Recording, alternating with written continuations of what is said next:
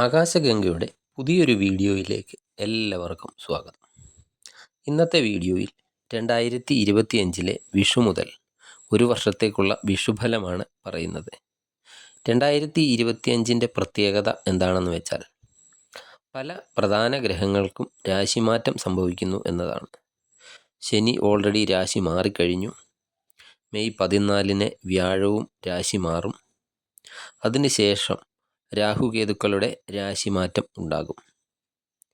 ഈ ഗ്രഹങ്ങളെല്ലാം തന്നെ ഓരോ നക്ഷത്രക്കാരെയും വിവിധ തരത്തിൽ സ്വാധീനിക്കുന്ന ഗ്രഹങ്ങളാണ്.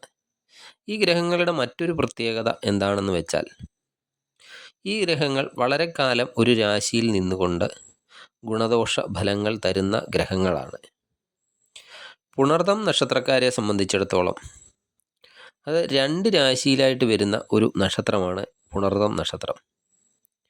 അതിൻ്റെ കൂടുതൽ ഭാഗം, അതായത് 3/4 ഭാഗത്തോളം മിഥുനം രാശിയിലും ബാക്കി വരുന്ന 1/4 ഭാഗം കർക്കിടകം രാശിയിലുമായിട്ടാണ് നിൽക്കുന്നത്.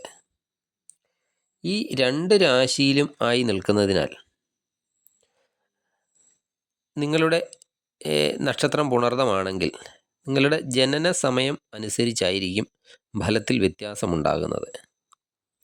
2 പുണർതം നക്ഷത്രക്കാർക്ക് ഒരിക്കലും ഒരേ ഫലം ആയിരിക്കില്ല ലഭിക്കുക. വിഷു സംക്രമണം അനുസരിച്ച് പുണർതം നക്ഷത്രം അന്ത്യശൂലത്തിൽ വരുന്ന നക്ഷത്രമാണ്. വിഷ്ണു ദേവതയായി വരുന്ന നക്ഷത്രവുമാണ്. അന്ത്യശൂലത്തിൽ വരുന്ന നക്ഷത്രമായതിനാൽ ആയുധം കൊണ്ടും പശു പക്ഷി മുതലായവ നിമിത്തമായും ദേഹത്തിൽ മുറിവ് ഉണ്ടാകുകയും രോഗ ആപത്തുകളൊക്കെ അനുഭവപ്പെടുകയും ചെയ്യുന്നതാണ്. വിഷ്ണു ദേവതയാകയാൽ ബ്രാഹ്മണാദി പ്രസാദാദി ഗുണങ്ങളുമാണ് ഫലം. ഇനി ഗ്രഹങ്ങളുടെയൊക്കെ സ്ഥിതി, ഇപ്പോഴത്തെ സ്ഥിതിയൊക്കെ വെച്ച് നോക്കിയാൽ മിഥുനക്കൂറിൽ വരുന്ന പുണർതം നക്ഷത്രക്കാർ ജോലി ചെയ്യുന്ന സ്ഥലത്തെ തൊഴിൽപരമായും ഒക്കെ അല്പം കൂടുതലൊക്കെ പ്രയത്നം, കഷ്ടപ്പാട് ഒക്കെ ആവശ്യമായി വരുന്ന ഒരു സമയമാണ്. നമ്മൾ തൊഴിലിന് ഒരു പ്രാധാന്യം കൊടുത്തു മുന്നോട്ട് പോകേണ്ട ഒരു സമയമാണ്. അതുപോലെ ജോലി ചെയ്യുന്ന സ്ഥലത്ത് ആത്മാർത്ഥമായിട്ടൊക്കെ പെരുമാറണം. ആവശ്യമില്ലാതെയുള്ള പ്രശ്നങ്ങളിലൊന്നും പോയി തലവെക്കാതിരിക്കുക. അതുപോലെ മറ്റുള്ളവർക്കൊക്കെ വേണ്ടിയുള്ള സംസാരങ്ങൾ ഒഴിവാക്കുക. മറ്റുള്ളവരുടെ സൈഡ് പറഞ്ഞുള്ള സംസാരമൊക്കെ ഒഴിവാക്കേണ്ടതാണ്. റെക്കമെൻഡേഷൻസ് ചെയ്യാതിരിക്കുക.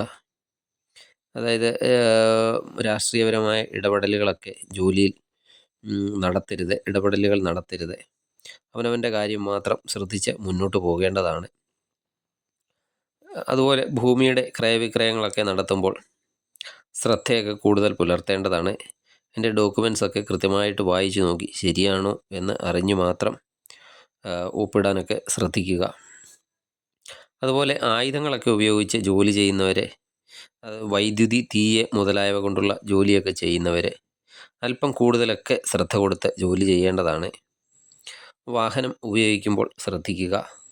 അല്ലെങ്കിൽ വാഹന ഉപയോഗം അല്പം കുറയ്ക്കാൻ പറ്റുമെങ്കിൽ അത് ചെയ്യുക. അതുപോലെ കണ്ണ് സംബന്ധമായ രോഗങ്ങളൊക്കെ ഉണ്ടാകാൻ സാധ്യതയുണ്ട്. അതൊക്കെ അല്പം ശ്രദ്ധിക്കണം. ഇനി കർക്കിടകക്കൂറിൽ വരുന്ന പുണർതം നക്ഷത്രക്കാർക്ക് വിദേശത്തൊക്കെ ജോലിക്കൊക്കെ ശ്രമിക്കുന്നവരാണെങ്കിൽ ധാരാളം അവസരങ്ങളൊക്കെ വന്നു ചേരുന്നതാണ്. കൂടാതെ ഇനി ജോലിക്കായിട്ടല്ലെങ്കിലും വിദേശം ഒക്കെ സന്ദർശിക്കാനൊക്കെ ആഗ്രഹിക്കുന്നവരാണെങ്കിൽ അതിനുള്ള അവസരങ്ങളൊക്കെ ലഭിക്കുന്നതാണ്. പുണ്യ സ്ഥലങ്ങളൊക്കെ സന്ദർശിക്കാനും അതുപോലെ ക്ഷേത്രത്തിൻ്റെയോ പുണ്യസ്ഥലങ്ങളുടെയോ ഒക്കെ നിർമ്മാണ പ്രവർത്തനങ്ങളിലൊക്കെ പങ്കാളിയാകാനും ഒക്കെ സാധിക്കുന്നതാണ്. അതുപോലെ ഏത് കാര്യത്തിലും ഒരു പഞ്ച്വാലിറ്റി കൊണ്ടുവരാൻ ശ്രദ്ധിക്കണം ജീവിതത്തിൽ. തൊഴിൽപരമായിട്ടൊക്കെ ഗുണകരമായ സമയമാണ്. എങ്കിലും ജോലി മാറ്റത്തിനൊക്കെ ശ്രമിക്കുമ്പോൾ പുതിയ ജോലി ഉറപ്പുവരുത്തിയതിന് ശേഷം മാത്രം അടുത്ത ജോലിയിലേക്ക് പോവുക. അതുപോലെ ആരോഗ്യകാര്യത്തിലും അല്പം ശ്രദ്ധ കൊടുക്കണം. ദോഷപരിഹാരത്തിനായി ശനിയാഴ്ച ശാസ്താവിന് നീരാഞ്ജനം വഴിപാട്, അതുപോലെ എള്ളുതിരി വഴിപാട് ഒക്കെ കഴിക്കുക. വിഷ്ണു സഹസ്രനാമം ദിവസവും ജപിക്കുക. വ്യാഴാഴ്ചകളിൽ വിഷ്ണു ക്ഷേത്ര ദർശനം നടത്തി നെയ്വിളക്ക് വഴിപാട് കഴിക്കുക. മിഥുനക്കൂറിൽ വരുന്ന പുണർതം നക്ഷത്രക്കാർ ശ്രീകൃഷ്ണ ഭജനം നടത്തുന്നതും, കർക്കിടകക്കൂറിൽ വരുന്ന പുണർദം നക്ഷത്രക്കാർ ദുർഗാഭജനം നടത്തുന്നതും ഗുണഫലങ്ങളൊക്കെ വർദ്ധിപ്പിക്കുന്നതാണ്. നിങ്ങൾക്ക് ഈ വീഡിയോ ഇഷ്ടമായാൽ ലൈക്ക് ചെയ്യുക.